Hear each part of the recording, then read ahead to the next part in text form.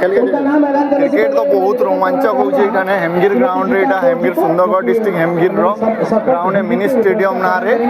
बहुत लोग इटा हजार हजार लोग इन आसीचन आज पूरा माने 2000 नु प्लस लोग है पूरा क्राउड जबरदस्त फाइनल है आज आज जीती छन एज द बुल रोमांचक क्रिकेट है बढ़िया लगला समस्त के देखबार लगी भी मजा लगला बढ़िया जबरदस्त फाइनल मैच है आज आ दर्शक तो बहुत अच्छे क्राउड एखे आमर उमा कनसर्ट है एखे उमा दास भी आमर सब ये धन्यवाद कर